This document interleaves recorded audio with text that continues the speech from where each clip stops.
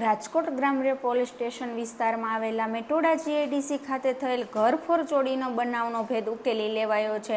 આ કેસમાં રાજકોટ રૂરલ પોલીસે ઝડપીભેર કામગીરી કરતા 3 આરોપી સહિત એક બાળ આરોપીને ઝડપી પાડ્યા છે। પોલીસ તપાસમાં ખુલ્યું છે કે આરોપીઓએ સંકલિત રીતે ચોરીની ઘટનાની અંજામ આપી છે। સમગ્ર મામલે રાજકોટ જિલ્લા પોલીસ વડા વિજયસિંહ ગુર્જરે મીડિયા સામે માહિતી આપી છે। વધુ માહિતી માટે બન્યા રહો આરપી ગુજરાત ન્યૂઝ રાજકોટ સાથે। ધન્યવાદ।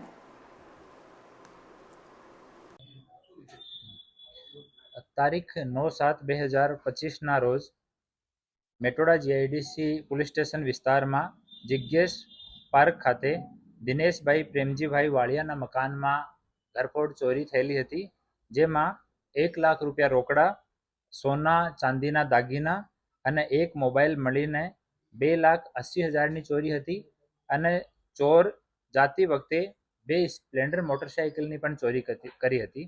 એમાં મેટોડા જીઆઈડીસી પોલીસ સ્ટેશનની ટીમ એક મોબાઈલ નંબર એક્ટિવેટ થયેલો, આમાં ચોરી થયેલા મોબાઈલમાંથી એના આધાર ઉપર ટેકનિકલ સર્વેલન્સ અને હ્યુમન ઇન્ટેલિજન્સના આધારે 3 આરોપીઓની અને એક બાલ અપરાધીની ધરપકડ કરી છે। એમાં પહેલો આરોપી જીતેન સોમસિંહ ચૌહાણ છે, એ પોતાના સ્ટેટમેન્ટમાં 8 ગુનાહોની કબૂલિયાત કરી છે। આ 8 ગુનાહોની ચકાસણી ચાલુ છે। અમે એમપી પોલીસ સાથે પણ સંકલનમાં છીએ કે ત્યાં કયા પોલીસ સ્ટેશનમાં કયા ગુનાહો દર્જ છે।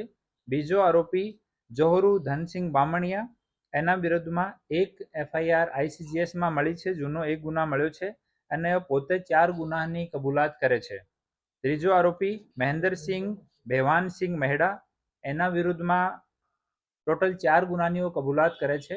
આ ગુનાહોની તમામની ચકાસણી ચાલુ છે અને ચોથો એક બાલ અપરાધી છે। એ 3 લોકોની ધરપકડ કરવામાં આવી છે અને બાલ અપરાધીને ડિટેન કરીને જે બોર્ડ સમક્ષ રજૂ કરવાની કાર્યવાહી ચાલુ છે।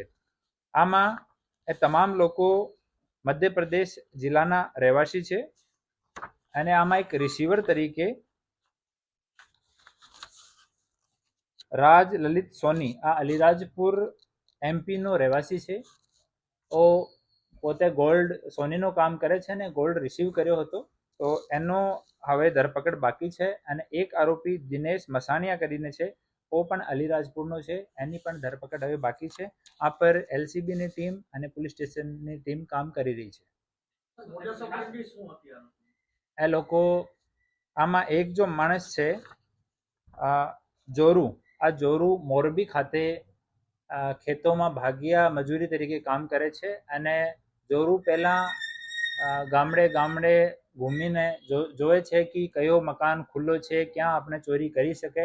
એના પછી આ જોરુ ફોન કરીને જીતેનને, મહેન્દ્રસિંહને અને આ બાળ અપરાધીને, આ 3 અહીંયા ઇન્વાઇટ કર્યા હતા અને એ લોકો ચોરીની મોટરસાઇકલનો યુઝ કરે છે અને ચોરી કર્યા પછી પણ જે મોટરસાઇકલ કોઈ મળી જાય, જેમ કે સ્પ્લેન્ડર શાઇન, જો ઇઝીલી આનો ચોરી થઈ શકે એવી મોટરસાઇકલને ટાર્ગેટ કરીને ત્યાંથી ફરાર થઈ જાય છે। હા, ચોરી કરીને જતા રહેતા અલીરાજપુરમાં। અરવાના જો ગુનાહિત ઇતિહાસ છે એની અમે ચકાસણી કરી રહ્યા છીએ। ત્યાંની પોલીસ સાથે અમે સતત સંકલનમાં છીએ અને ત્યાંથી રેકોર્ડ મંગાવીને એના પછી જો પણ આવશ્યક કાર્યવાહી રહેશે એ કરવામાં આવશે। શેનું? ના, એવું કોઈ ડ્રેસિંગ નથી, નોર્મલ ડ્રેસિંગનો જ રહેતા હતા, કોઈ એવો ચડ્ડી બનિયાન એવું કાંઈ નથી આ પાર્ટિક્યુલર ગુનામાં।